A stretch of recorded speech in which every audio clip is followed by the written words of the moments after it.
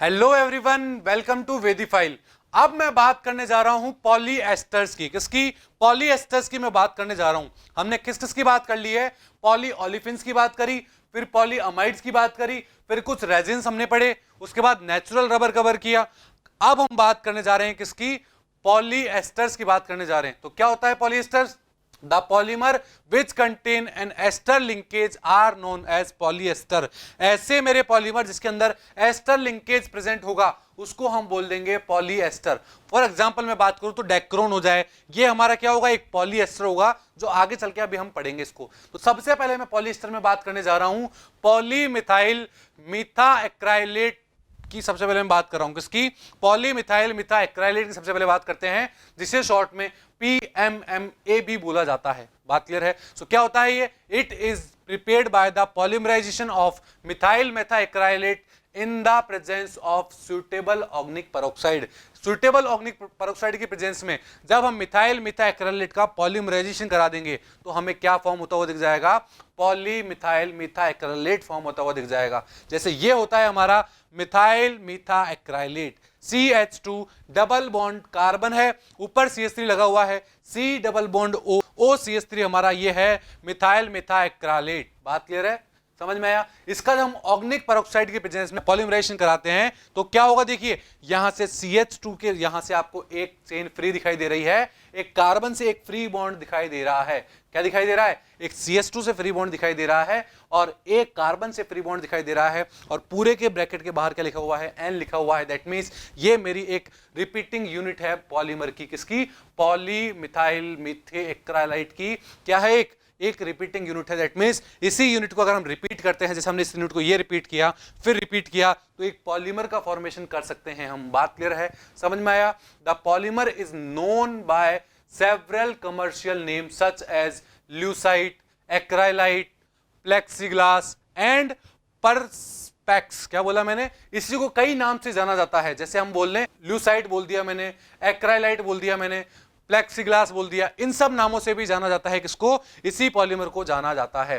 बात क्लियर है? अगर इसी की मैं कुछ प्रॉपर्टीज और यूज की बात करूं तो क्या होगा? It is a hard and transparent polymer and it is quite resistance to the effect of light. क्या बोला मैंने? ये हमारा हार्ड होता है और ट्रांसपेरेंट पॉलीमर होता है और एक रेसिस्टेंस रखता है थोड़े अमाउंट में लाइट के इफेक्ट के ऊपर। हीट एंड एजिंग, हीट के ऊपर भी क्या रखता है? कुछ रेसिस्टेंस रखता है ये। बात क्लियर है? It is used in the manufacture of unbreakable light. जो हमारी अनब्रेकेबल लाइट्स होती है उसके अंदर यूज किया जाता है किसका? इसी चीज का यूज किया जाता है, इस पॉलीमर का, मिथाइल मेथाएक्राइलेट का यूज किया जाता है। बात क्लियर है? यहां तक आपको कोई दिक्कत नहीं है? कुछ प्रोटेक्टिव कोटिंग्स जो होती है वहां यूज किया जाता है। Dentures and in making windows for aircraft, जो एयरक्राफ्ट के अंदर जो विंडोज होती है वहां पर भी इनको बनाने के लिए इसका यूज किया जाता है। बात समझ में आपको यहां तक? तो ये था हमारा पहला क्या?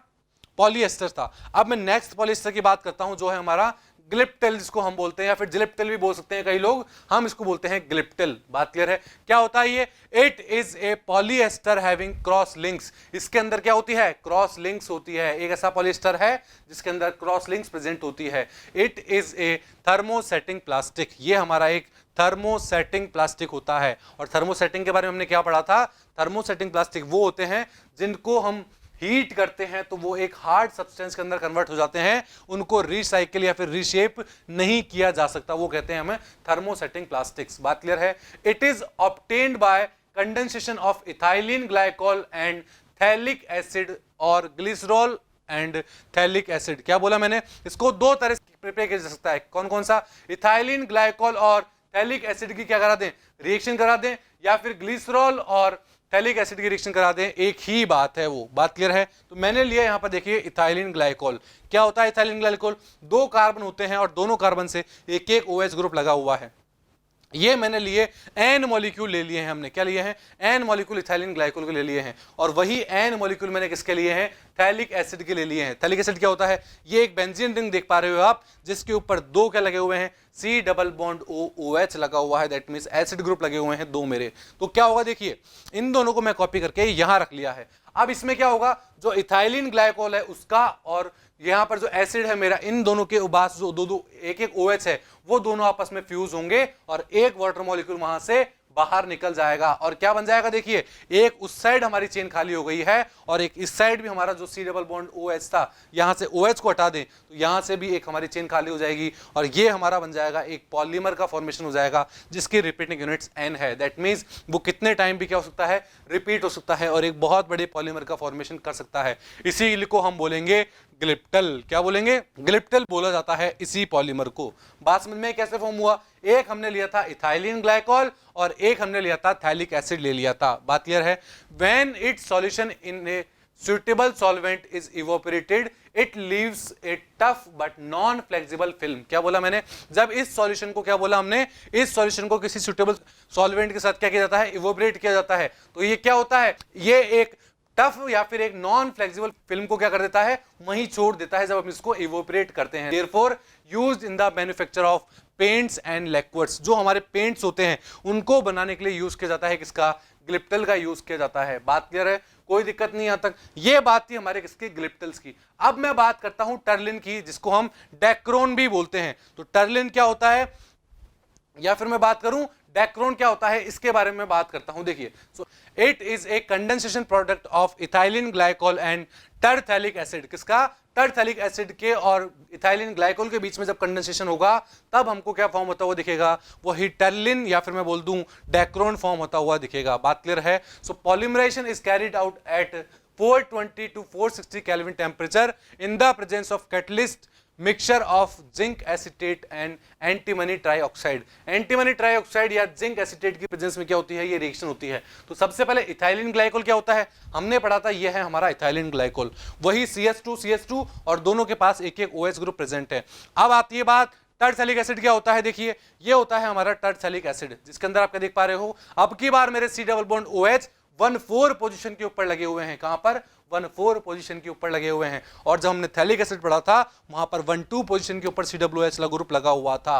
बात क्लियर है। तो इन दोनों का जब हम पॉलीमराइजेशन कराएंगे तो देखिए क्या बनेगा, ये मेरे पास एक यूनिट बन जाएगी। दैट मींस बीच में से एक वाटर मॉलिक्यूल बाहर निकल गया है, दोनों के OH में से एक वाटर मॉलिक्यूल बाहर निकल गया है और दोनों यूनिट आपस में क्या हो गई है, जुड़ गई है। इसको बोला जाता है टर्लिन और डेक्रोन। बात समझ में आई। तो उधर जो हमारा C डबल बॉन्ड O है वहां से भी OH आगे बॉन्ड बना सकता है और इधर की तरफ मेरा जो OH है वो भी आगे फर्दर बॉन्ड बना सकता है। तो ये मेरी क्या हो जाएगी, एक रिपीटिंग यूनिट हो जाएगी इस टर्लिन या डेक्रोन के पॉलीमर की। बात समझ में आपको यहां तक। अब मैं बात करता हूं इसकी प्रॉपर्टीज और यूज की, कि कहां इसको प्रॉपर्टीज होगी, कैसी प्रॉपर्टीज रखता होगा और क्या इसके यूज होते होंगे। So terylene is highly resistance to the action of chemical and biological agent. जो हमारा टर्लिन होता है वो हाईली रेसिस्टेंट होता है किसके ऊपर, केमिकल और बायोलॉजिकल एजेंट्स के ऊपर होता है। It's fibres are quite strong and durable. जो इसके फाइबर्स होते हैं वो थोड़े स्ट्रॉन्ग होते हैं, बहुत क्या होते हैं, थोड़े स्ट्रॉन्ग होते हैं। दैट मींस वो इतना इजीली नहीं टूटते हैं। It can also be blended with wool और कॉटन टू ऑब्टेन फैब्रिक्स और डिजायर्ड कंपोजिशन।